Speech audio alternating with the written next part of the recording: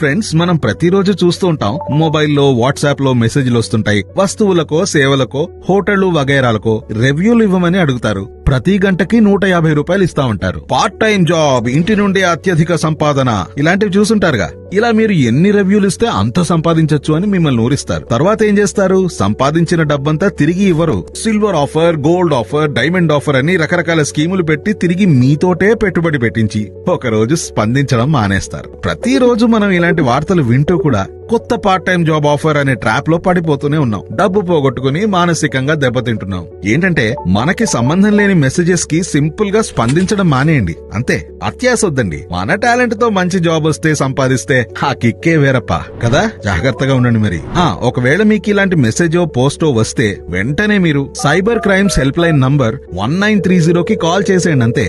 B alert, be safe. ఎల్లప్పుడూ మీతో, మీకోసం, మీ సేవలో మీ రాచకొండ పోలీస్.